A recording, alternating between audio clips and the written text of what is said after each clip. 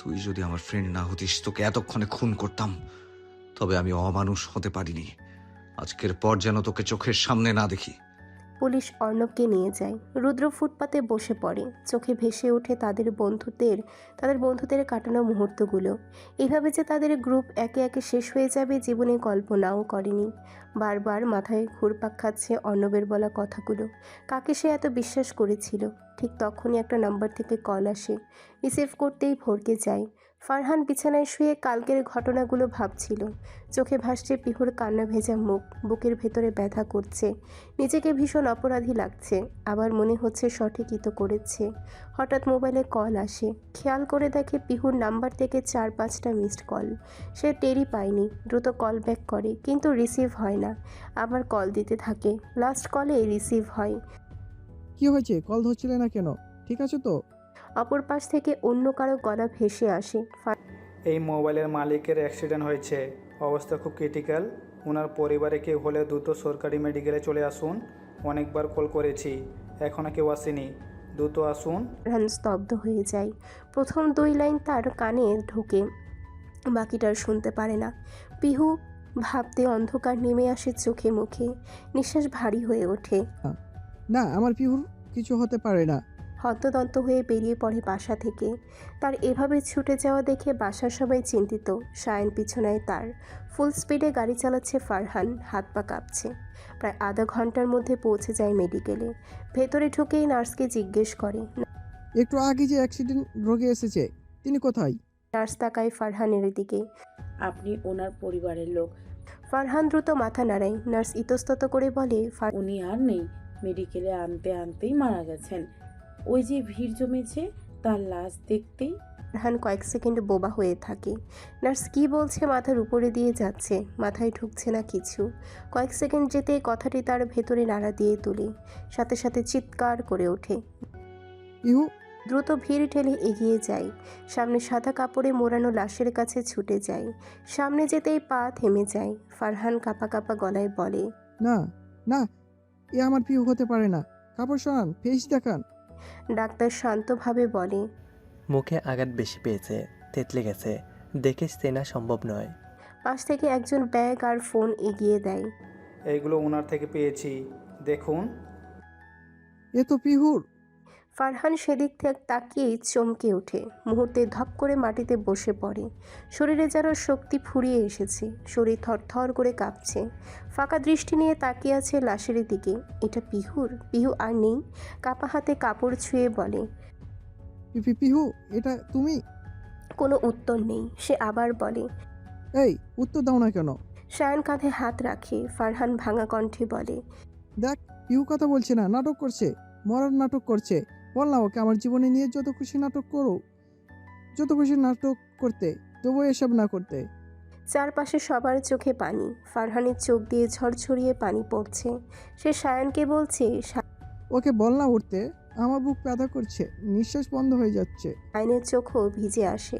সবাই বলাবলি করছে, আহারে মেয়েটাকে মনে হয় অনেক ভালোবাসতো। মরে গেলেও কিভাবে সহ্য করবে? ফারহান গর্জে ওঠে। চুপ, আমার পিহুর কিছু হয়নি, ওর কিছু হতে পারে না। দ্রুত হাতে সে লাশটাকে ঝাঁকাতে শুরু করে, ডাকতে থাকে, এই যান, উঠে না প্লিজ। মজা করছো তাই না? আমার উপর রাগ হয়েছে? এই দেখো কানে ধরছি, আর এমন করব না। একদম তোমার মনের মতো হয়ে যাব। 2 হাত কানে ধরে অনুনয় করছে, কিন্তু কোনো সাড়া শব্দ নেই। এবার ফারহানের বুক যেন কেটে ফেটে যাচ্ছে। সারাক্ষণ বকবক করতে থাকা মেয়েটি এখন একটা শব্দ উচ্চারণ করছে না। সে এত ডাকছে তাও উঠছে না। প্রিয়জন হারানোর যন্ত্রণা তাকে একেবারে কাবু করে ফেলেছে। নিজেকে আর নিয়ন্ত্রণ করতে না পেরে চিৎকার করে কেঁদে ওঠে। হ্যালো এভরিওয়ান, আশা করি আপনারা সবাই ভালো আছেন। তো যারা সকল পর্ব গল্প শুনতে চান তারা এই আরশাব ডায়েরি চ্যানেলটা ফলো করতে পারেন। আর এই চ্যানেলের লিঙ্ক ডিসক্রিপশন বক্সে এবং ফার্স্ট কমেন্টে দিয়ে দেওয়া হবে, আপনারা লিঙ্কে ঢুকে ক্লিক করে দেখে নিতে পারেন। এখানে সুন্দর সুন্দর সকল পর্ব দেওয়া হবে, এবং আপনি যে গল্পটা পাঠ গল্প এখানে দেখছেন আপন ডায়েরিতে, সেই গল্পটা ওখানে যাবে। ধন্যবাদ সবাইকে, আমাদের পাশে থাকুন এবং আমাদের এই চ্যানেলটা সাপোর্ট করুন, আরশাব ডায়েরি চ্যানেলটা। এই মেয়ে, উঠ না রে। ছেড়ে যাবি তো ভালোবাসার জন্ম দিলি কেন? এখন আমি কি নিয়ে বাঁচবো? কী সমস্যা আপনার? এভাবে কাঁদছেন কেন? কি হয়েছে? ফারহানের কাঁধে হাত রেখে কেউ জিজ্ঞেস করলে ফারহান ভেঙে পড়া গলায় বহু কষ্টে বলে, পিহু, হ্যাঁ জব, আমি তো এখানে কিছু হয়নি। কথাটি কানে আসতে মুহূর্তেই ফারহান চুপ হয়ে যায়। এক ঝটকায় মাথা ঘুরিয়ে পেছনে ফিরে তাকায়। পিহুকে সরাসরি দাঁড়িয়ে থাকতে দেখে একবার লাশের দিকে তাকাচ্ছে তো একবার পিহুর দিকে। সাথে সাথে উঠে দাঁড়ায়। এদিকে পিহু ফারহানের চোখ মুখ দেখে অবাকের চরম পর্যায়ে। ফারহানের চোখ ও নাক লাল হয়ে আছে কান্নার ফলে, চোখে এখনো পানি। পিহুর বুক মুচড়ে ওঠে। ফারহান অবাক কণ্ঠে বলে, তুমি এখানেই তো? এইটা কে? জানি না কে, তবে আমার সামনে অ্যাক্সিডেন্ট হয়েছে। ফারহান সাথে সাথে পিহুকে পুরো স্ক্যান করে হাতে ও কপালে ব্যান্ডেজ দেখে কপালে হাত দিয়ে চিন্তিত হয়ে বলেন, হাতে কি হয়েছে? কপালে কি হয়েছে? কি করে হয়েছে এসব? পিহু ফারহানের অস্থিরতা দেখে কয়েক সেকেন্ড চুপ থেকে বলে, আমি গেট দিয়ে বের হয়ে সামনে এগোতেই দুটো গাড়ি ঠিক আমার সামনে মুখোমুখি সংঘর্ষ করে। অল্পর জন্য দুটির মাঝে আমি চলে যেতাম। আমাকে একজন ধাক্কা দিয়ে সাইডে ফেলে দেয়, যার জন্য বড়সড় বিপদ থেকে বাঁচলাম। তবে রাস্তায় পড়ায় হাত আর কপালে চোট লেগেছে কিছুটা। পিহুর কথার মধ্যে মেডিকেলে ভর্তি মানুষের সামনে ফারহান পিহুকে জড়িয়ে ধরে, যেন মূল্যবান কিছু হারিয়ে ফিরে পেয়েছে। শক্ত করে বুকে জড়িয়ে রেখেছে, চোখে দিয়ে অঝরে পানি ঝরছে। এমনভাবে চেপে ধরে যেন ছাড়া পেলে পালিয়ে যাবে। পিহুকে হারানোর ভয় তাকে একদম কাবু করে ফেলেছে। পিহু চমকের উপরে চমক পাচ্ছে। ফারহান তার জন্য কাঁদছে, পাগলের মতন আচরণ করছে। এমন শক্ত মানুষকে এইভাবে ভেঙে যেতে দেখছে, তার থেকে বড় কথা পাবলিক প্লেসে এভাবে জড়িয়ে ধরা। এদিকে রুদ্র মেঘ এসেছে আরও কিছুক্ষণ আগেই। এতক্ষণ ফারহানের অবস্থা দাঁড়িয়ে দাঁড়িয়ে দেখছিল। পিহু মেডিকেল আসার পরপরই আননোন নাম্বার দিয়ে বাড়িতে কল দিলে সিদ্দিকা বেগমের প্রেশার হাই হয়ে যায়। মেঘ টেনশনে। তা দেখে মেঘ রুদ্রকে কল করে আনায়। তারপর দুজনে দ্রুত মেডিকেলে এসে পৌঁছায়। ফারহান পিহুকে এভাবে দেখে রুদ্র এগিয়ে যেতে চাইলে মেঘ হাত ধরে আটকিয়ে দেয়। রুদ্র পাশে ফিরে তাকাতে মেঘ মাথা দিয়ে ইশারা করে এখানেই থাকতে। বেশ কয়েক সেকেন্ড যেতেই পিহু মুচড়ামুচড়ি শুরু করে ছাড়া পেতে। ছাড়ুন, আজব, আমি মরে গেল কি আপনার কিছু যায় আসে নাকি? ছাড়ুন, সবাই দেখছে। ফারহান পিহুকে ছেড়ে দাঁড়ায়, নিজেকে স্বাভাবিক করে বলে, ফালতু কথা মুখে আনলে থাপড় দিয়ে গাল ফাটিয়ে দিব। তো সত্যি কথাই তো বলছি, আপনি তো আমাকে ভালোবাসেন না, তো মরে গেলে? ফারহান সাথে সাথে পিহুর দুই বাহু শক্ত করে চেপে ধরে ঝাঁকিয়ে ওঠে। এই বিয়াদব, আর একবার মরার কথা মুখে আনলে খুব খারাপ হয়ে যাবে।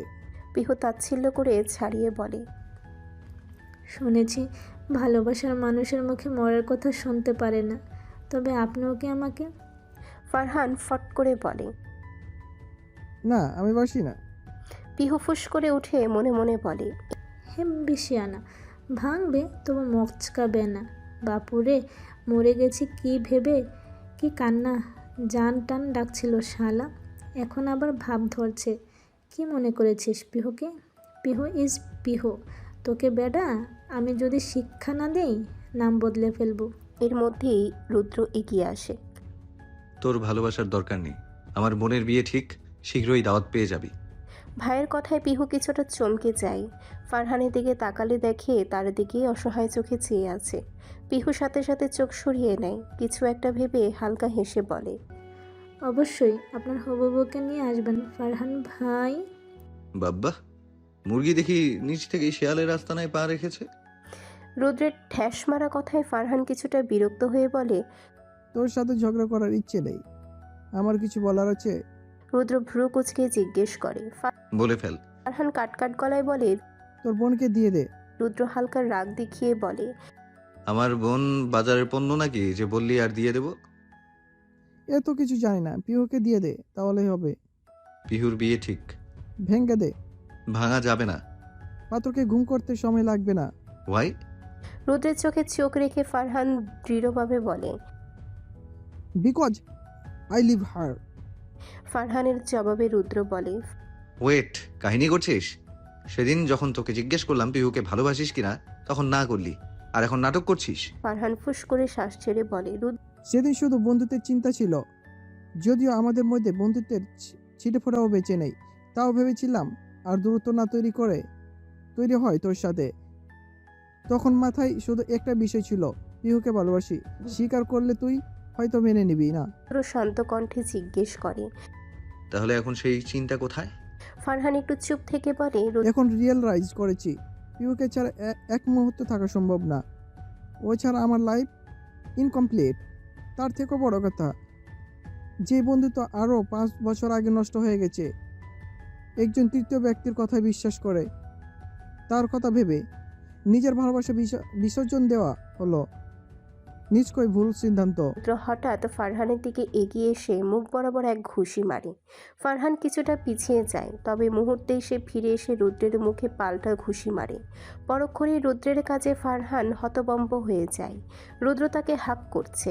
ফারহান অবিশ্বাসী চোখে তাকিয়ে। রুদ্র ফারহানকে ঝাপটে ধরে বলতে থাকে, আমাকে মাফ করে দে।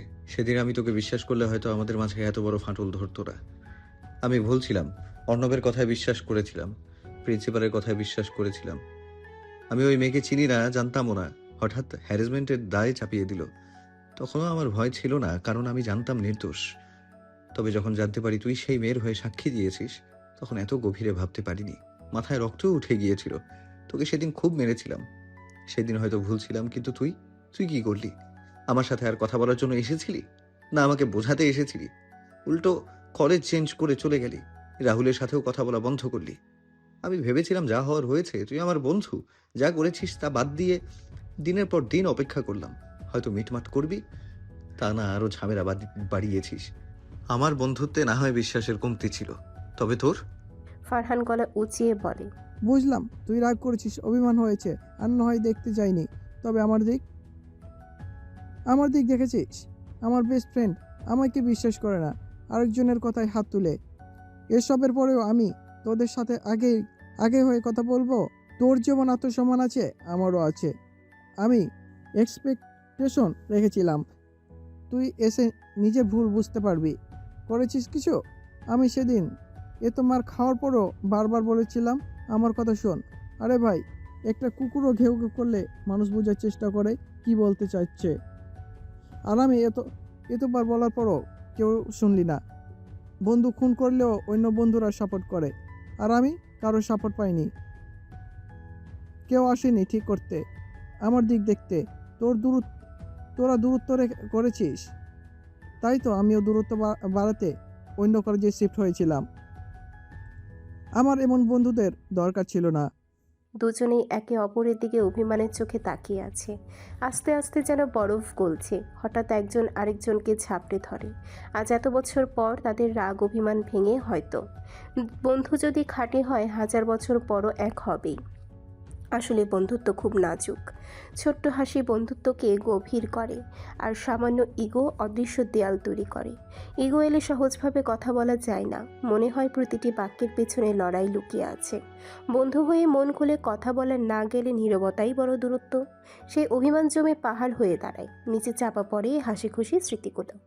বন্ধুত্ব টিকে থাকে আস্থা, খোলামেলা কথা ও ক্ষমার উপর। কিন্তু ইগো, অভিমান, অবিশ্বাস আর তৃতীয় কারো কথায় বিশ্বাস এলে বন্ধুত্ব নিঃশব্দেই ভেঙে যায়। রাত 10টায় খাওয়া দাওয়া শেষ করে সবাই নিজের রুমে। রুদ্র মেঘকে বুকে নিয়ে শুয়ে আছে। মেঘে রুদ্রের দাড়িতে আঙ্গুল দিয়ে নাড়াচাড়া করতে করতে বলে, এ কি হাল করেছেন নিজের? চুল দাড়ি কেমন বড় বড় উস্কো খুস্কো হয়ে আছে। কোন দিকে দিন যেত, কোন দিকে রাত হতো খেয়ালই ছিল না। আবার নিজের খেয়াল? আমাকে ছেড়ে যেও না মেঘ, তুমি ছাড়া আমি সত্যি অসহায়। এই কটা দিন কিভাবে পার করেছি আল্লাহ ছাড়া কেউ জানে না। মেঘ রুদ্রের চুলের ফাঁকে হাত বুলিয়ে বলে, আমি আপনাকে ছেড়ে যাওয়ার কথা কখনো ভাবিনি, তবে হঠাৎ আপনার ব্যবহার আমাকে তিলে তিলে কষ্ট দিচ্ছে। ভেবেছি আমি হয়তো আপনাকে হারিয়ে ফেলেছি। এসব নাটক কেন করলেন? রুদ্র ফুস করে বলে, সেদিন রাহুলের অ্যাক্সিডেন্টের সময় সাফা কলে ছিল। অ্যাক্সিডেন্টের সময় রাহুলের মোবাইল রাস্তার পাশে পড়ে। তখন সে কারো কথা শুনে ফেলে, যা শুনে নিশ্চিত ছিল এটা পরিকল্পিত। তোমাকে মারতে গিয়ে মাঝে রাহুল একটু থেমে অপরাধী সুরে বলে, মনে করেছিলাম তোমাকে বললে হয়তো কেউ ধরে ফেলবে এটা নাটক, কারণ নিশ্চিত ছিলাম না আশেপাশে সবার মধ্যে কে শত্রু। তাই আমি এবং সাফা ছাড়া আর কেউ জানতো না এই বিষয়ে।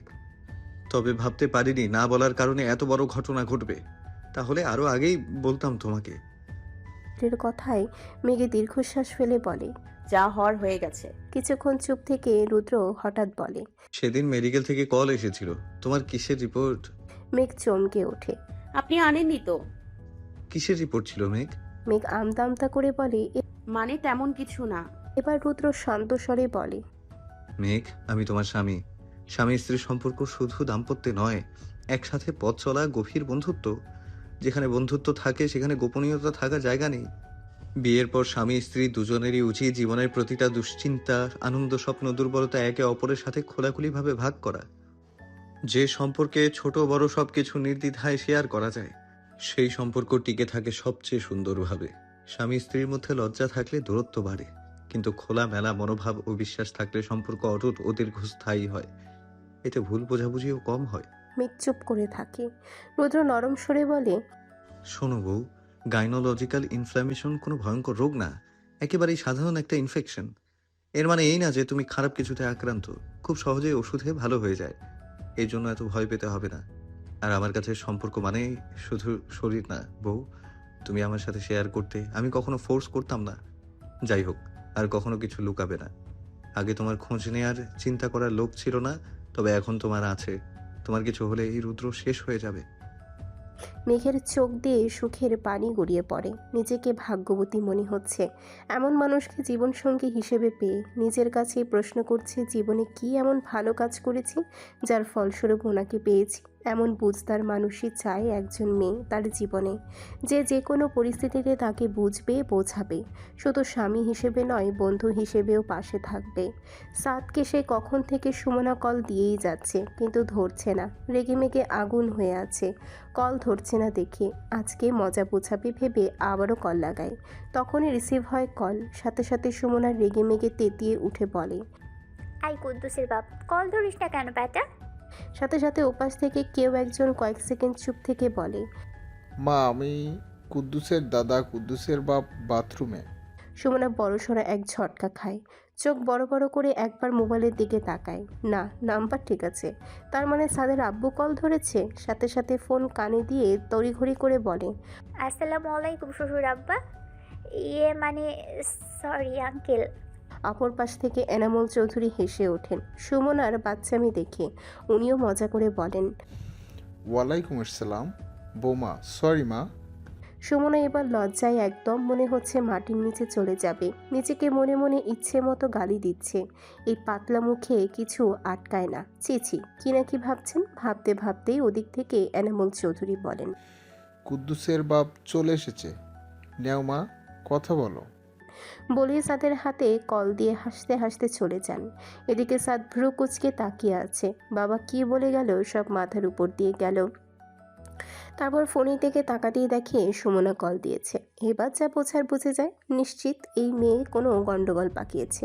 হ্যালো, এই আব্বু কল ধরেছিল। আব্বুর সাথে কি কথা বলেছো? উল্টাপাল্টা কিছু বলনি তো? সুমনা বেচারি কাঁদো কাঁদো কণ্ঠে বলে। আমি না ইচ্ছে করে করিনি। একে একে সব বলতে সাদ হাসতে হাসতে শেষ। সাদকে হাসতে দেখে সুমনা রেগে যায়। আমি বাঁচি না টেনশনে, এই বেয়াদব বেটা হাসে।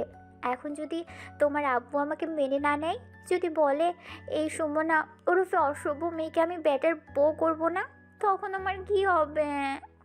সুমনার বিলাপ শুনে সাদ কোনো রকমে হাসি থামিয়ে বলে। আরে বলদ, বোঝনি এখনো? কি? আব্বু তো রাজি, নয়তো তোমাকে কি বলতো বৌমা? সুমনা অবাক হয়ে বলে। সত্যি? আরে জান। সুমনার খুশি ধরে কি? সাদও খুশি হয়ে বলে। যাক, এই প্রথম একটা ভালো কাজ করলে। কথাটাই এগিয়ে রাখলে, এবার বললে রাজি হয়ে যা। তাদের কথা সাথে সাথে সুমনায় চুপসে যায়। এই প্রথম ভালো কাজ করেছি মানে? তার মানে আগে যা করতাম সব খারাপ ছিল? আর কথাই বলবো না, চক। বলেই রেগেমেগে ধুম করে কল কেটে দেয়। এদিকে সাদ হ্যাবলার মতো মোবাইলের দিকে তাকিয়ে বুঝে উঠছে না। সে তো প্রশংসাই করলো, এখন প্রশংসা করলেও দোষ। শালার বউ না বেদনা, আমি একটু বলছে না। এদিকে রিক ভিডিও কলে এসে এ নিয়ে 20 বার কানে ধরে ফেলেছে, তাও মিষ্টির রাগ কমছে না। মূলত মিষ্টি একটা মেয়ের পিক দিয়েছিল রিককে দেখতে। তারপর প্রায় 10 সেকেন্ড পর তা ডিলিট করে ফেলে। তারপরে জিজ্ঞেস করে পেছনের দেয়ালের কালার কি। এবার তো রিক হকচকিয়ে যায়। সে তো খেয়ালই করেনি। এ নিয়ে লেগেছে ঝগড়া। আরে জানু, মুনু, বাবু, শুনু, টুনু, সরি বলছি তো। রিকের আজগুবি ডাক শুনে আরও রেগে উঠে মিষ্টি বলে, এসব ফাউল ডাকের জন্য আরো 20 বার কান ধরবে, আর একটা কথা বললে 10 বার করে বাড়বে। রিক তো ব্যাককল বনে যায়, মানে একটু রোমান্টিক ডাকই তো দিয়েছিল। এত রোমান্টিক বয় হয়ে কী লাভ? গার্লফ্রেন্ড আবার রোমান্টিক ডাক বোঝে না। হুম। পিহু বেশ কিছুক্ষণ ধরে আরামসে বসে আছে, সামনের বেডে ফোনটা রেখে। রিকের একটা ফেক আইডির সাথে এঙ্গেজ দিয়ে রেখেছে। এরপর থেকেই ফারহানের কল মেসেজ আসছে, কিন্তু সে ধরছেই না। বেশ মজা লাগছে। হ্যাঁ, আমি যখন ঘুরেছি তখন কেমন লেগেছিল বোঝো চান্দু? বেশ কিছুক্ষণ পর এবার কল ধরবে বলে সিদ্ধান্ত নেয়। যা ভাবনা তাই কাজ। আবার কল আসতেই কল রিসিভ করে। কল ধরতেই সাথে সাথে সেদিক থেকে গলা ভেসে আসে, এই মেয়ে, তোর কি আমারে ছেঁচড়া মনে হয়? না না, কল ধরছিলে না কেন? এমনি। এমনি মানে? ওই আইডি কার্ড এঙ্গেজ দেওয়া মানে কি এইসবে? পিহু, তুমি কি ফাজলামি করছো? পিহু ভাবলিসীনভাবে বলে, সে যাই হোক, তাতে আপনার কি? পিহু, রাগ উঠাইও না। যদি সামনে পাই গাল আস্ত রাগ থাকবে না। তা তো থাকবেই না, কারণ? ফারহান ভ্রু কুচকে প্রশ্ন করে। কারণ? পিহু গলা খাকারি দিয়ে গান ধরল, তুমি হইলা পুরুষ মানুষ, আমি হইলাম নারী। আমি কি আর গায়ের জোরে তোমার সাথে পারি? বলে ধুম করে কল কেটে দেয়। আর এদিকে ফারহান তাজ্জব বনে যায়। এই মেয়ে সিরিয়াস মুহূর্তেও বাদরামি অফ করবে না। বিয়াদব মহিলা। দেখতে দেখতে কেটে যায় আরও 2 মাস। চৌধুরী বাড়িতে বিয়ের তোড়জোড় লেগেছে। বাড়ি নতুন রূপে সেজে উঠেছে। বাড়ির বড় ছেলের বিয়ে বলে কথা। 1 মাস আগেই তো সব আত্মীয় স্বজন সহ পুরো এলাকা দাওয়াত দিয়ে রেখেছে এরশাদুল চৌধুরী আর এনামুল চৌধুরী। ওরা তো ভীষণ এক্সাইটেড ছেলের বিয়ে নিয়ে। শুধু ওরাই না, পুরো চৌধুরী পরিবারই এক্সাইটেড। আর 1 সপ্তাহ বাকি বিয়ের। মার্কেটিং পুরো দমে চলছে। বাড়ির সব পুরুষেরা বসে আছে ড্রয়িং রুমে। এরশাদুল চৌধুরী চা খেতে খেতে সাদ আর তাহমিদের উদ্দেশ্যে বলেন, এখন কিন্তু তোদের অনেক দায়িত্ব নিতে হবে, আর বড় ভাইয়ের আশা থাকলেও চলবে না। দুজনেই হালকা হেসে বলেন, অবশ্যই আমরা সব দায়িত্ব পালন করব। আমাদের বড় ভাইয়ের বিয়ে বলে কথা। পাশ থেকে রুদ্র বলে ওঠে, ওদের কেন হুদাই এসবে টানছো আব্বু? আমি আছি তো সামলাতে। ওরা বন্ধু বান্ধব নিয়ে মজা করবে বিয়েতে। এসব বাড়তি ঝামেলায় জড়াতে হবে না। রুদ্রের কথায় তাহমিদ সাদ দুজনেই এসে দুদিক দিয়ে রুদ্রকে জড়িয়ে ধরে। এই ছেলেটা যে তাদের চাচাতো ভাই কখনোই ঘুণাক্ষরেও বুঝতে দেয়নি। সেই ছোটবেলা থেকেই নিজের আপন বড় ভাইয়ের মতো আগলে রেখেছে। তাহমিদ তো সাদকে রেখে যত আবদার ছিল তার বাবার পর রুদ্রের কাছেই করেছে।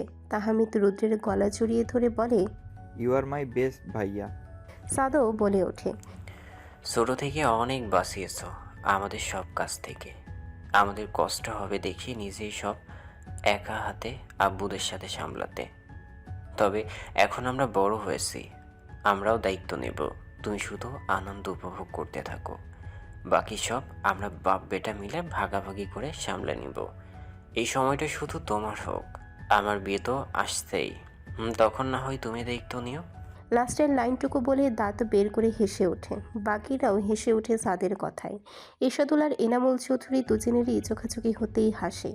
একে অপরের কাঁধে হাত রাখেন। তাদের ভাইয়ের মধ্যে যেমন মিল সারা জীবন ছিল, তাদের ছেলে মেয়েদেরও এমন মিল দেখে যেন তারা এক অন্যরকম শান্তি অনুভব করেন।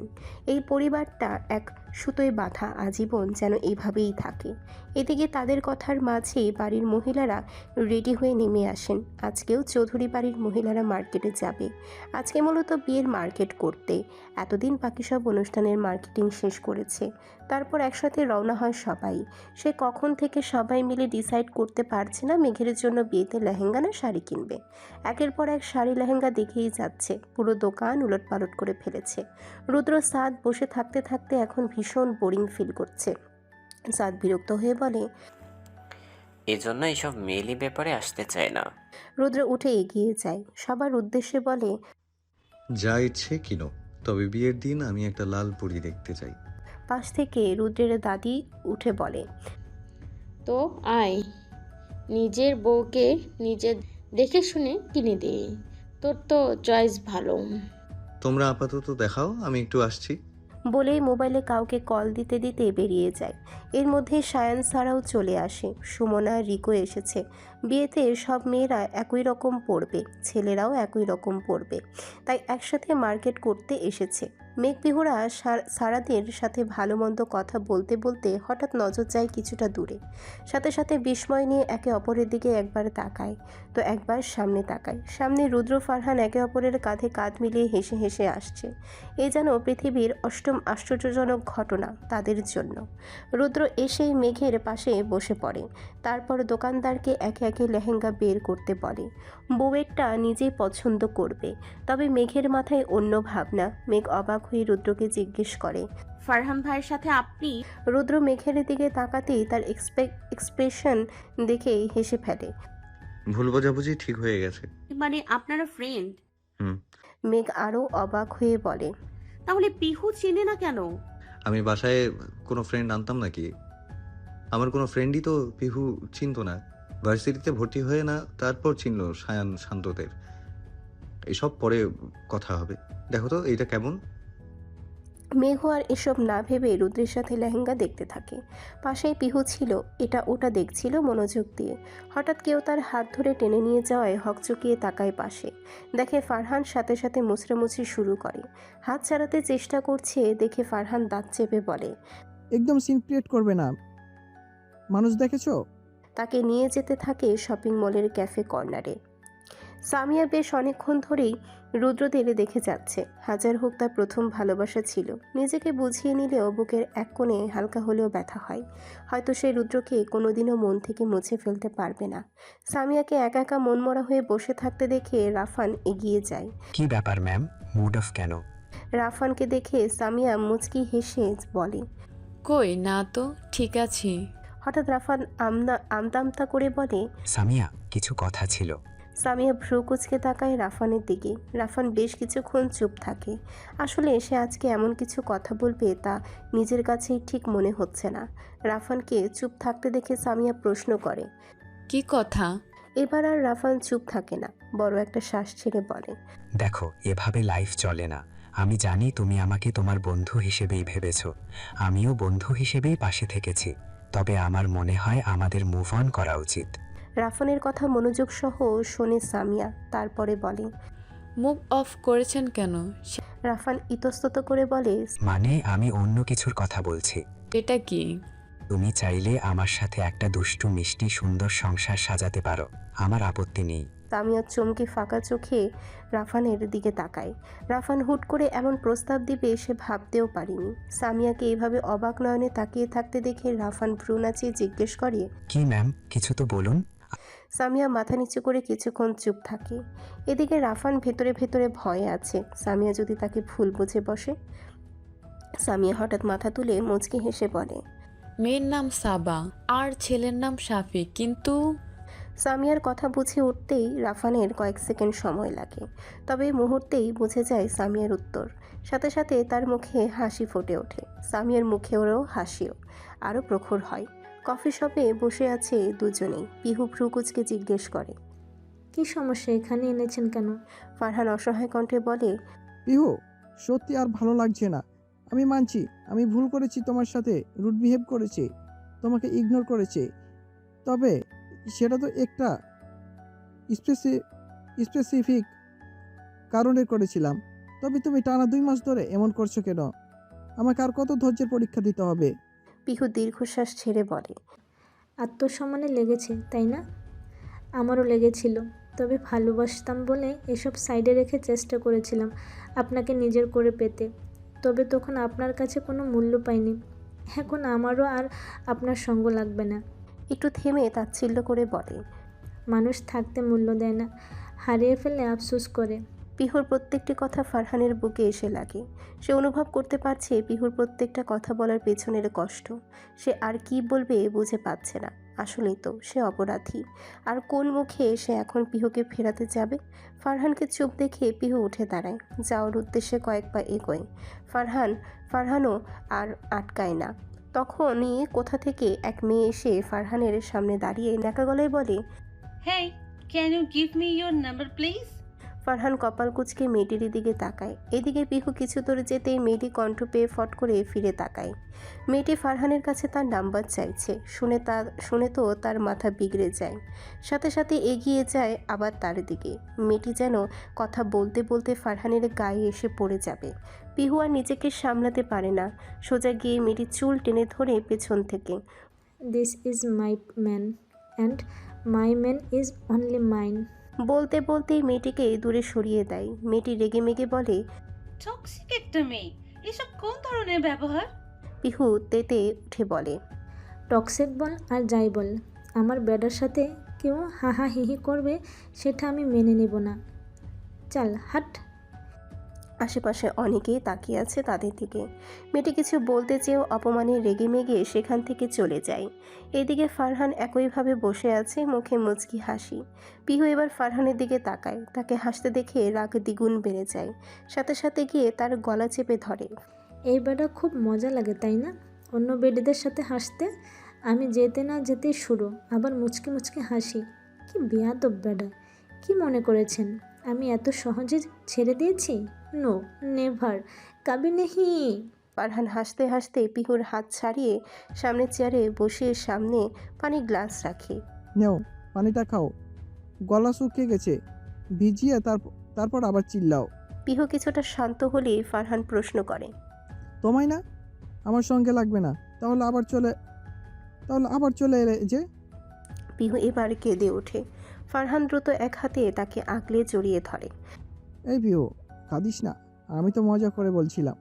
পিহু যেন ফারহানের একটু আদুরে কথায় আরও গলে যায়, আরও কেঁদে উঠে ফোপাতে ফোপাতে বলে, আপনি ছাড়া আর কারোর সঙ্গ চাই না আমার, শুধু আপনার সঙ্গ লাগবে।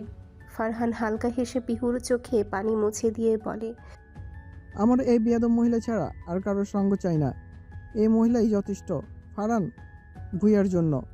সাদকে সুমনা তার পাশে হুদাই বসিয়ে রেখেছে। বেচারা বিরক্ত হয়ে আশেপাশে তাকাচ্ছে। তাকানোর মাঝে তার সামনে দিয়ে এক মেয়ে যায়, তবে সে তার দিকে তাকায়নি একবারও। কিন্তু পাশ থেকে সুমনা বলে ওঠে, ওই মেয়েকে ভালো লেগেছে বুঝি?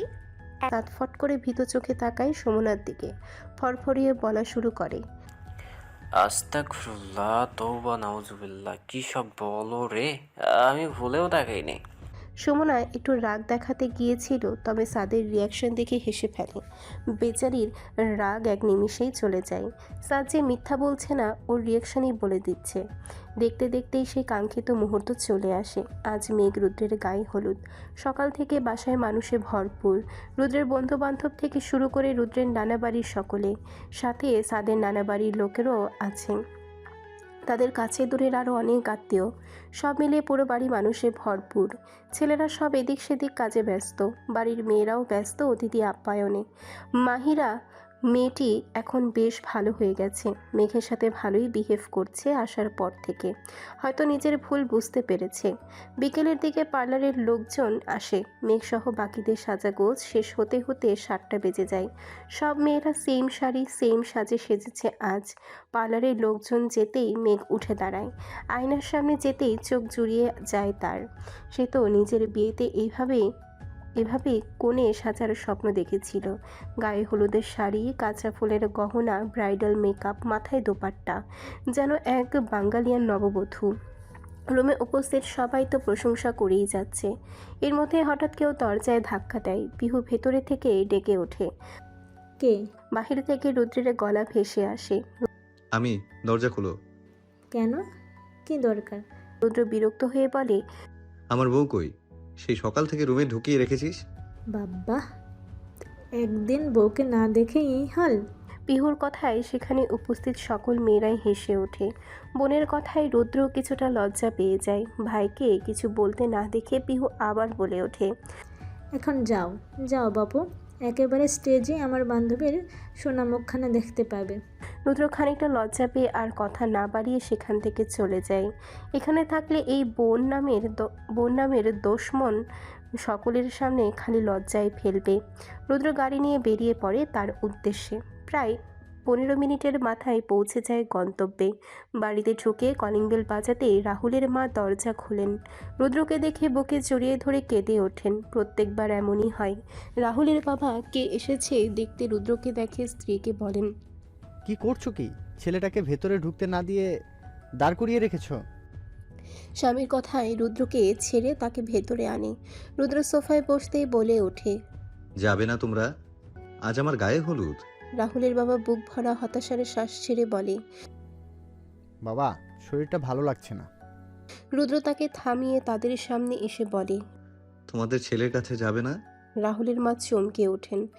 মানে? রুদ্র হালকা হেসে বলে, মানে আমি তোমাদের ছেলে কিনা বলো?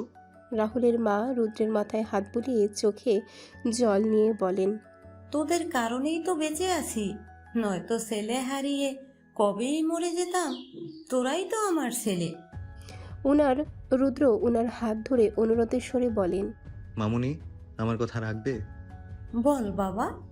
রুদ্র নরম কণ্ঠে বলে ওঠে, আমি আমার এই বাবা মা ছাড়া বিয়ের প্রোগ্রাম শেষ করতে পারবো না। তোমরাও চলো না, আম্মু আব্বুও তোমাদের অপেক্ষায় বসে আছে। রুদ্রের কথায় ওনারা আর না করতে পারেন না।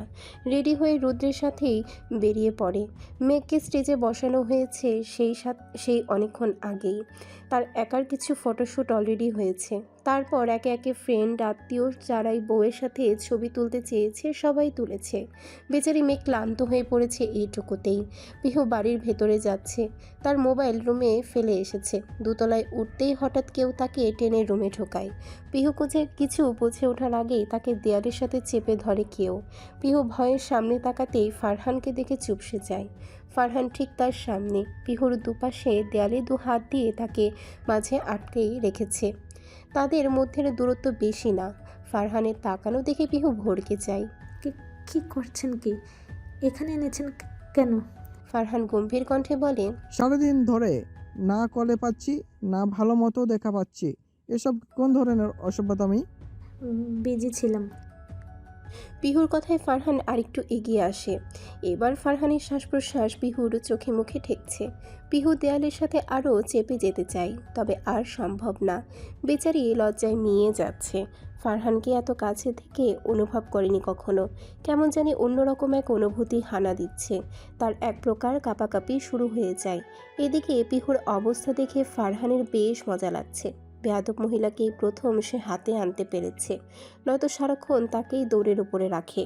দুষ্ট হেসে বলে, কি ম্যাডাম, এত কাঁপাপি করছো যে? শীত করছে নাকি? পিহু আমতা করে বলে, মানে না, মানে আমার যেতে হবে, ডাকছে আমাকে। পিহুর অবস্থা দেখে ফারহানের হাসি চলে আসে, তবু নিজেকে সামলে বলে, কোথায়? আমি তো শুনলাম না কোনো ডাক। পিহু এবার কি বলবে ভেবে না পেয়ে চুপ হয়ে যায়। পিহুকে চুপ হতে দেখে ফারহান তার কপালে একটা চুমু বসিয়ে দেয়। পিহু চমকে চোখ বড় বড় করে ফারহানের দিকে তাকায়। পিহুর টানা টানা চোখের দিকে নজর যেতে আটকে যায় ফারহান। এবার সে পিহুর দিকে ভালো করে লক্ষ্য করে। পিঙ্ক কালারের শাড়ি পরেছে, সাথে ফুলের গহনা, মুখে ভারী সাজ। ঠোঁটের দিকে নজর যেতে বড়সড় একটা ঢোক গেলে ফারহান কেমন যেন টানছে তাকে। ঘোর লেগে যাচ্ছে, যেন নিজের মধ্যে নেই সে। আস্তে আস্তে মুখ এগিয়ে নিয়ে যায় পিহুর দিকে। এদিকে পিহু যেন জমে আছে, নড়াচড়া করার শক্তি পাচ্ছে না। ফারহানকে যে ধাক্কা দিয়ে সরাবে তার জন্য হাতটুকুও তোলার শক্তি পাচ্ছে না। ফারহান যত এগিয়ে আসছে পিহুরের নিঃশ্বাস তত ভারী হচ্ছে।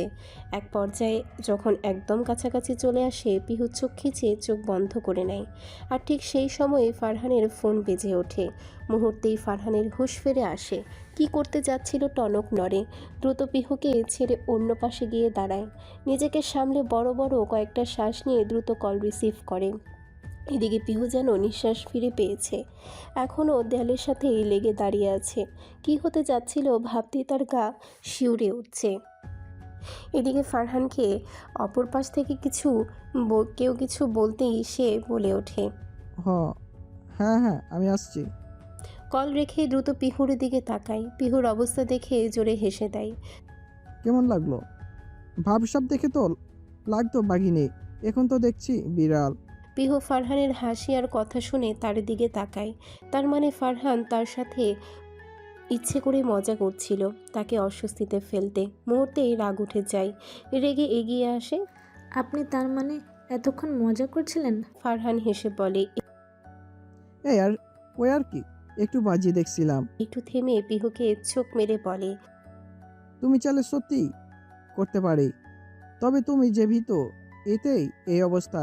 যদি সত্যি কিছু করতাম কি হাল হতো ভাবছি। ফারহান চোখ টিপে টিপে হাসছে। তা দেখে পিহু কিছুক্ষণ রেগে তাকিয়ে থাকে। মুহূর্তেই মনে মনে ফোন দিয়াটে আমাকে নিয়ে মজা উড়ানো, এবার দেখাবো মজা। পিহু হুট করে ফারহানের সামনে এসে দাঁড়ায়। ফারহান ভ্রু কুচকে তাকালে তার দিকে এক পা করে এগোতে লাগে। পিহুর ভাবমূর্তি দেখতে দেখতে ফারহানও একটু একটু করে পিছাচ্ছে। কি করছো? পিহু উত্তর না দিয়ে উল্টোই মুচকি হাসি দিয়ে ফারহানকে হুট করে ধাক্কা মেরে বিছানায় ফেলে দেয়। হঠাৎ ধাক্কায় ফারহান নিজেকে সামলাতে না পেরে বিছানায় পড়ে যায়। অবাক হয়ে পিহুর দিকে তাকিয়ে প্রশ্ন করতে যাবে তার আগেই পিহু বিছানার একপাশে উঠে বসে পড়ে। আস্তে আস্তে তার দিকে ঝুঁকে আসে। তা দেখে ফারহানের প্রশ্ন গলাতেই আটকে যায়। চোখ বড় বড় করে পিহুর দিকে তাকিয়ে আছে। কি করতে চাচ্ছে পিহু বোঝার চেষ্টা চালাচ্ছে। পিহু শয়তানি হাসি দিয়ে বলে, আমার তো ভালোই লাগছিল, চলুন আবার কন্টিনিউ করি। বলেই পিহু আরেকটু এগিয়ে আসতে নিলেই ফারহান ভয় পেয়ে ধরফড়িয়ে উঠে বসে। মাথা ঠিক আছে তোমার, বেয়াদব মহিলা? ফারহানের কথায় এদিকে পিহু জোরে হেসে ওঠে। হাসতে হাসতে উঠে হাঁটা ধরে। আসছে পিহুর সাথে পাঙ্গা নিতে, ভিতর ডিম নিজে। পিহু দ্রুত সেখান থেকে চলে যায়। তবে ফারহান এখনও বসে আছে, ভাবছে পিহুর কথাই। বাপরে কি সাংঘাতিক মেয়ে, একে জব্দ গিয়ে ওই ফারহানকে জব্দ করে রেখে গেছে। ফারহান উঠে দাঁড়ায়, চুল ঠিকঠাক করে যেতে যেতে বিড়বিড় করে। বেয়াদব মহিলা। নিচে নামতেই দেখে ফারহানের মা, সারা, মিষ্টি, ফাহিমা এরা সবাই বসে আছে। মাত্রই এসেছে হয়তো। পিহু তাদের সাথেই কথা বলছে। সিদ্দিকা বেগম নাস্তা আনতে গেছেন। ফারহান এগিয়ে যায়, মায়ের কাছে বসে। ফারহানের মায়ের অপর পাশেই পিহু বসে গল্প করছিল। হঠাৎ ফারহানের কথায় সে তবদা খেয়ে যায়। ফারহান তার মাকে জিজ্ঞেস করে, মা, বৌমা কেমন লেগেছে? ফারহানের মা হেসে পিহুর থুতনা ধরে বলেন,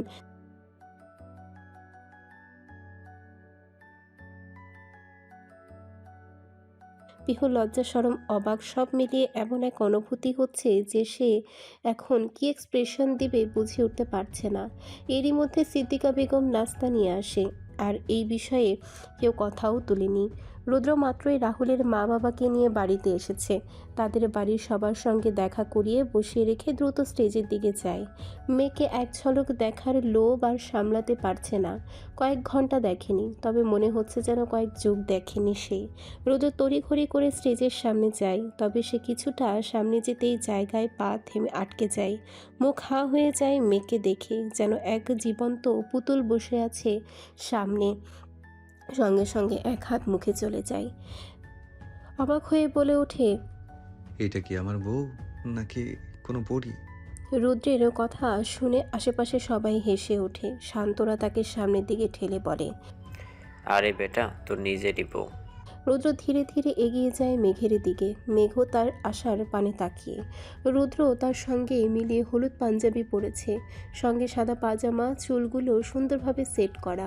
খুবই পরিপাটি ও সুন্দর লাগছে, যেন এক দেখাতেই যে কারো মন কাড়া লুক। রুদ্র এসে ধপ করে মেঘের পাশে বসে পড়ে। এক আঙ্গুল মেঘের চোখের দিকে বাড়াতে নিলেই মেঘ চমকে ওঠে। এই কি করছেন? রুদ্র ফুস করে শ্বাস ছেড়ে বলে, বউ, একটু কাজল দাও, নজর টিকাতে, নয়তো আমার নজরই আগে লাগবে। রুদ্রের কথায় মেঘ হেসে ওঠে। রুদ্রর মেঘের হাসি দেখে বলে ওঠে, মাশাআল্লাহ। রুদ্রের কাণ্ডে তার বন্ধু মহলের এক একজন পিঞ্চ মেরে মেরে কথা বলছে, যা শুনে মেঘ লজ্জায় নিয়ে যাচ্ছে। পাশ থেকে কিছু মহিলার কথা কানে আসে। আরে রুদ্র, দেখি বিয়ের পর বউ পাগল হয়ে গেছে। রুদ্রের কানে কথাটা আসতেই মুচকি হেসে বলে, পাগল তো হবই, এমন সুন্দরী বউ থাকলে কে না হয়ে থাকে। রুদ্রের উত্তর শুনে আশেপাশের ছেলেমেয়েরা শীষ বাজিয়ে ওঠে। শান্তরা চিল্লিয়ে বলে, মামা জিতেছো। এর মধ্যে হলুদ লাগানোর পর্ব শুরু হয়ে যায়। বড়রা একে একে এসে হলুদ ছুঁয়ে দিচ্ছে তাদের। ক্যামেরাম্যানও তাদের সুন্দর সুন্দর মুহূর্তগুলো রেকর্ড করছেন। সুমনা মোবাইলের ছবি চেক করতে করতে একটু সাইডে আসতেই সাদের মুখোমুখি পড়ে। তাকে দেখে সে ভীষণ রেগে আছে।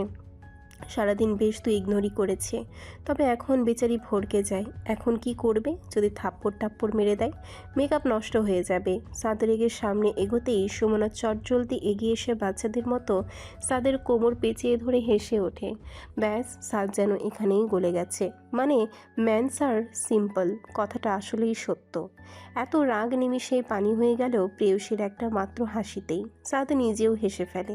সাদের হাসি দেখে সুমনার হাসি আরও প্রখর হয়, যার ফলে তার গুলুমুলু গালগুলো আরও ফুলে ওঠে। সাদ 2 হাত দিয়ে সুমনার 2 গাল আগলে ধরে, বুড়ো আঙ্গুল দিয়ে নরম সফট গালে স্লাইড করতে করতে বলে, আমি কিন্তু রেগেছিলাম। সুমনা বাচ্চাদের মতো করে ঠোঁট উল্টে বলে, এখনো রেগে আছো? সাদ ফিক করে হেসে ফেলে। সুমনার গালে হালকা ঠোঁট ছুঁয়ে নরম স্বরে বলে, একদমই না। তবে পুকির আম্মু, আপনি আমাকে একদমই ইগনোর করবেন না, কারণ বলেই সাদ গান ধরল, মন খালি খালি তুই তুই করে, তুই তুই করে, এ বুকে চূড়াবালি সুই সুই করে, সুই সুই করে। সুমনা হেসে বলে, বাবা, ভাই বোন সব সিঙ্গারের দল নাকি? বইয়ের জন্য সবই করতে পারি। অন্যদিকে রিককে পরীক্ষা করতে মিষ্টি একটা মেয়েকে পাঠায় রিকের সঙ্গে ফ্লার্ট করতে। আসলে তার বান্ধবীরাই বারবার বলছিল লয়াল হবে না। সেই সন্দেহ থেকেই আজ বিয়ে বাড়িতেই হাতে নাতে পরীক্ষা করতে চাচ্ছে। রিক শান্তদের সঙ্গে আড্ডা দিচ্ছিল বসে। একটি মেয়ে হঠাৎ এসে রিককে ডাকে। সে উঠে আসলে তখন মেয়েটি বলে, একটু সাইডে যেতে, ইমার্জেন্সি কথা আছে। তা শুনে রিক সাইডে একটা কর্নারে যায়। তাদের পেছনে যে মিষ্টি লুকিয়ে আছে সেই খবর রিক জানে না। আপু কি বলবেন, কোনো দরকার? মেয়েটি সাথে সাথে বলে, রিক আপু কেন বলছো? নাম ধরে ডাকতে পারো।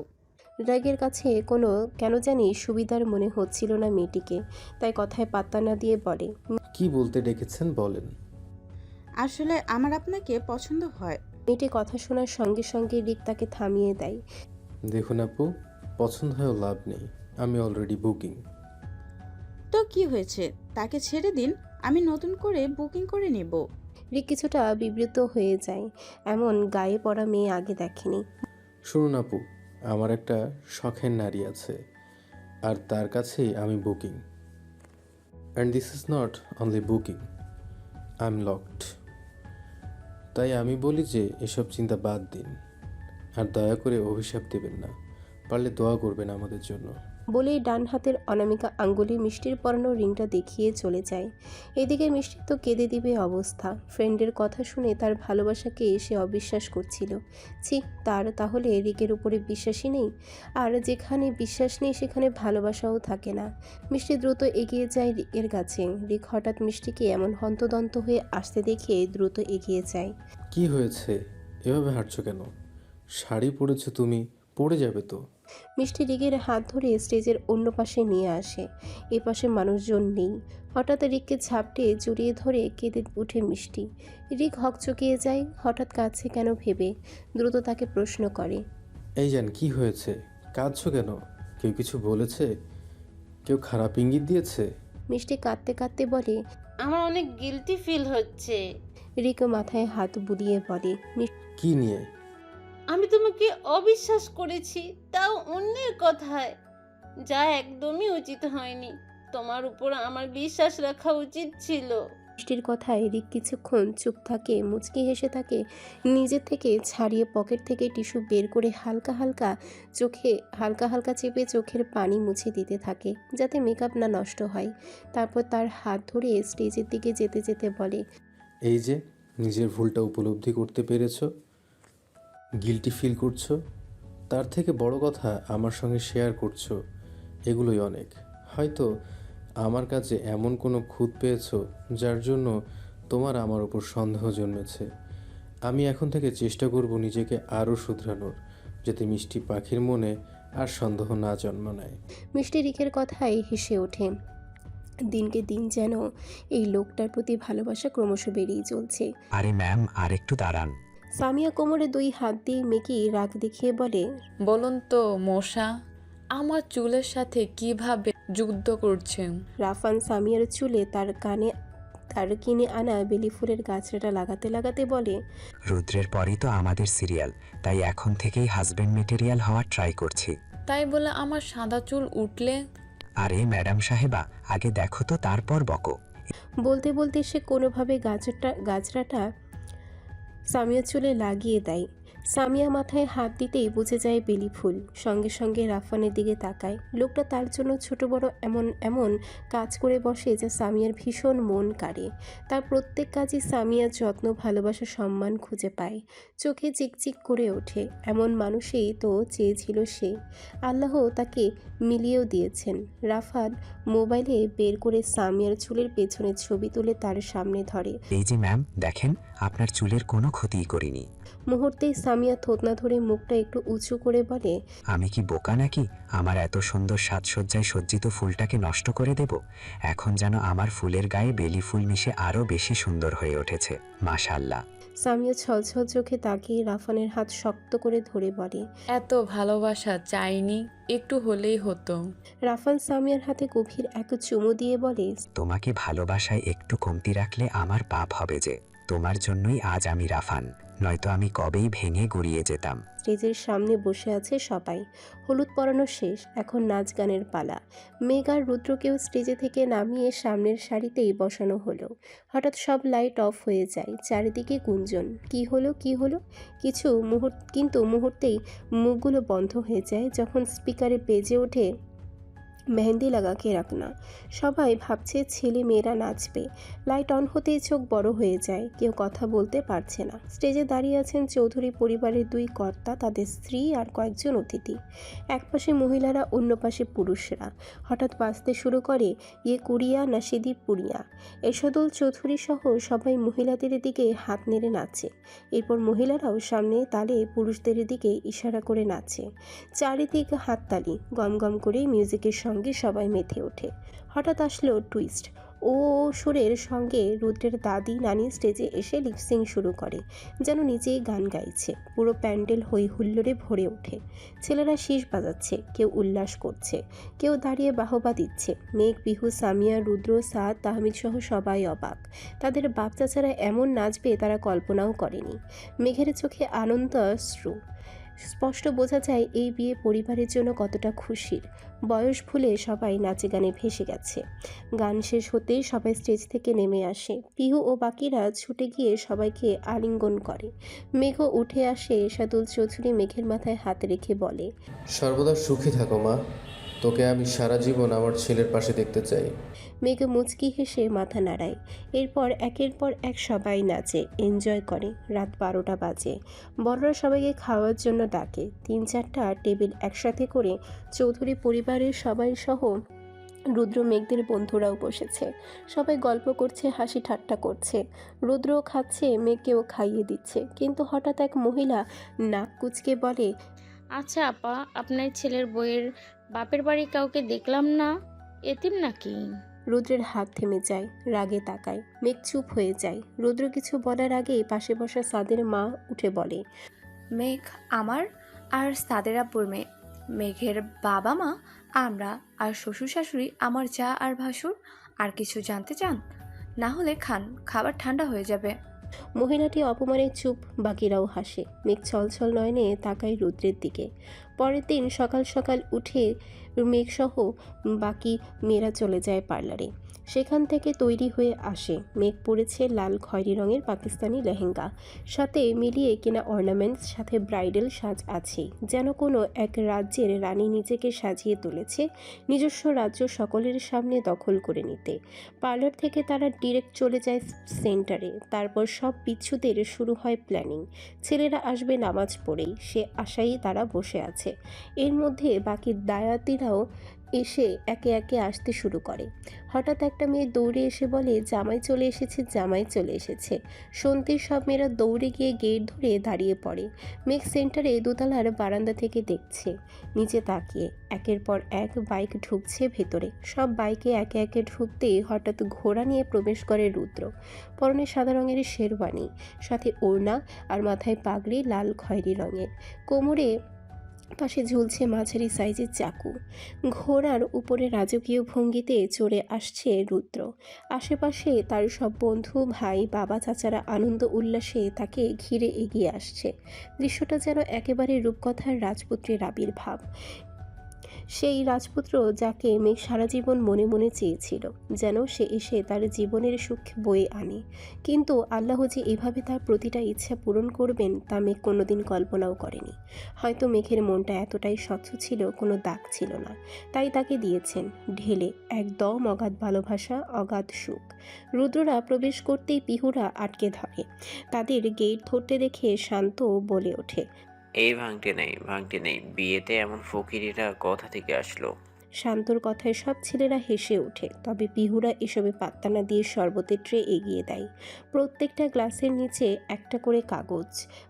নেন নেন ভাই, উঠান, আপনি সিলেক্ট করুন, আমাদের কত অ্যামাউন্ট দিতে ইচ্ছুক। পিহুর কথায় সাদ বলে ওঠে, কিরে, তোর ভাই এইদিকে, তুই ওইদিকে কি করিস? পিহু সাদকে মুখ ভেঙচি দিয়ে বলে, টাকা আছে, যেদিকে পিহু আছে সেদিকে। এরপর রুদ্রকে বলতেই একটা গ্লাস উঠায়, তার নিচে কাগজ উল্টাতেই দেখে 50,000 টাকা লেখা। সাথে সাথেই মেয়েরা চিল্লিয়ে ওঠে আর স্লোগান দেওয়া শুরু করে, এই এক বড় না দুই বড়।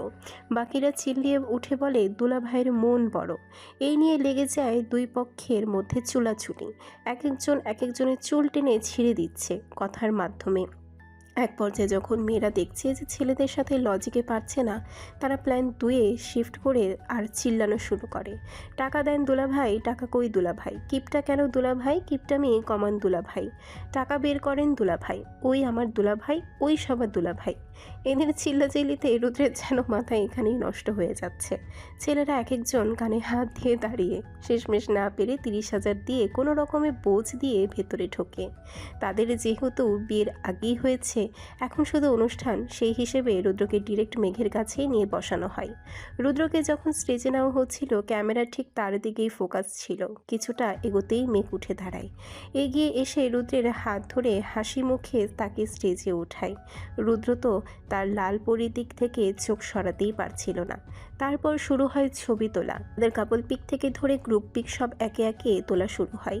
এসবের এক পর্যায়ে রুদ্র হঠাৎ মাইক নিয়ে সবাই উদ্দেশ্যে করে বলে, প্লিজ সবাই জায়গায় বসুন, একটা সারপ্রাইজ আছে। সবাই বেশ আগ্রহ নিয়ে বসে আছে সারপ্রাইজ কি সেটা দেখার জন্য। বেশ কয়েক মিনিট যেতেই রুদ্রকে কেউ কল দেয়। সাথে সাথে রুদ্র মাইকে বলে, প্লিজ নিয়ে আসা হোক। সাথে সাথে সবাই আশেপাশে তাকাতে লাগে কি নিয়ে আসবে সেই ভাবনায়। তখনই সেখানে উপস্থিত হয় সাফা। সাফা প্রবেশ করে, তার সাথে হুইল চেয়ারে একজনকে দেখতে উপস্থিত সবাই চমকে ওঠে, বাকরুদ্ধ হয়ে পড়ে, চোখের পলক ফেলতেও ভুলে যায় তারা। এ যেন এক স্বপ্ন, চোখের পলক ফেললেই ভেঙে যাবে। তখনই রাহুলের মায়ের চিৎকারে সবার ধ্যান ভাঙে। রাহুল, বাবা আমার। বলতে বলতে উনি দৌড়ে যান ছেলের কাছে। রাহুলের চোখ দিয়েও পানি পড়ছে, তবে নড়াচড়া করতে পারছে না, খালি চোখ দিয়ে ইশারা করছে কিছু। রাহুলের মা ছেলেকে বুকে জড়িয়ে ধরে সে কি কান্না, তার বাবাও ছুটে যায়। সাফাও কাঁদছে মা ছেলের কান্নায়। উপস্থিত সবার চোখে পানি, সাথে বিস্ময়। রুদ্র এগিয়ে এসে রাহুলের মাকে সামলাতে বলে, মামুনি শান্ত হও, এত উত্তেজিত হলে রাহুলও উত্তেজিত হচ্ছে, এতে তার সমস্যা হবে, প্লিজ বোঝার চেষ্টা করো। তবে মায়ের মন কি আর মানে, এতদিন পর ছেলেকে পেয়ে বুকে জড়িয়ে ধরে থাকেন। আমার বাবা, আমার বুকের ধন, আমার বাচ্চা, আমার বাবাটা ফিরে এসেছে। আমি জানতাম কিচ্ছু হয়নি আমার বাবার। কোথায় ছিলি বাবা আম্মুকে ফেলে রেখে? জানো আম্মু কত কষ্ট পেয়েছি তোমাকে না পেয়ে। রাহুলের বাবা ছেলের অবস্থা দেখে স্ত্রীকে টেনে তুলে ধরেন। আশেপাশে সবাই প্রশ্নাত্মক চোখে তাকিয়ে, মেঘরা, ফারহানরা সবাই প্রশ্ন নিয়ে চেয়ে আছে রুদ্রের দিকে। সেদিন রাহুল মারা গেলে এখন বেঁচে আছে কিভাবে সম্ভব? তাদের অবস্থা দেখে রুদ্র বলে ওঠে, সেদিন যখন রাহুলের লাশ নিতে কেবিনে ছিলাম, সেদিন আমিও ভেবেছিলাম রাহুল মারা গেছে, ডাক্তাররাও তাই ভেবেছিল, কিন্তু সেদিন সাফা ছাড়ছিলই না, রাহুলকে নিয়ে যেতে দিচ্ছিল না, পাগলামি করছিল। ডাক্তার নার্স মিলে যখন তাকে উঠাতে লাগলো, তখন জাপটে ধরে রাহুলের বুকে পড়ে থাকে, আর ঠিক তখনই সে হার্টবিট শুনতে পায়। সাথে সাথে ডাক্তারকে বললে ডাক্তাররা আবার চেক আপ করে, তখন গিয়ে জানতে পারি রাহুল বেঁচে আছে, কিন্তু মাথায় অতিরিক্ত আঘাত ও রক্তক্ষরণের জন্য সে কোমায় চলে গিয়েছিল। আই এম সরি মামুনি, আমি তখন আর কাউকেই বলিনি এই ব্যাপারে। রাহুলকে মৃত রেখেছিলাম সবার সামনে, কারণ শত্রু আমাদের মধ্যেই ছিল। জানতাম না সে কে। যদি রাহুলের এই অবস্থায় তার ক্ষতি করার চেষ্টা করে, তাকে আর বাঁচানো যেত না, সেই ভয়ে কাউকে বলিনি। রাহুলের মা কেঁদে ওঠে, বলে, আমাকে তো একবার বলতি বাবা, ছেলে হারানোর যন্ত্রণা যে কতটা কষ্টের ছিল। রুদ্র দীর্ঘশ্বাস ছেড়ে বলে, ডাক্তার বলেছিল তোমাকে না বলতে। 2 বার স্ট্রোকের রোগী তুমি, আরেকবার স্ট্রোক করলে তবে তোমার ছেলে এখন ভালো আছে। এই যে দেখছো বসতে পারছে, তা না এই কয়েক মাস সাফার যত্নে সে এত দূর আসতে পেরেছে, নয়তো এমন রোগে বছর খানেক আগে হাতও নাড়ায় না। এই মেয়েটি দিন রাত তার পিছে যেভাবে পড়েছিল, আজকালকার বউ স্বামীর পা ভাঙা দেখলেই ফেলে চলে যায়। সেখানে সে নিঃস্বার্থভাবে ভালোবেসে রাহুলকে সুস্থ করে তুলেছে। তোমার ছেলের বউ হিসেবে হীরের টুকরো পেয়েছো মামুনি। এখন একদম চিন্তা করো না, তোমাদের ছেলে তো বেঁচে আছে, এটাই অনেক, তাই না? ডাক্তার বলেছে লক্ষণ ভালো, খুব দ্রুত ঠিক হওয়ার সম্ভাবনা আছে। তুমি শুধু চিন্তা করো না মামুনি, তোমার কিছু হলে তোমার ছেলেও কিন্তু আর ঠিক হবে না।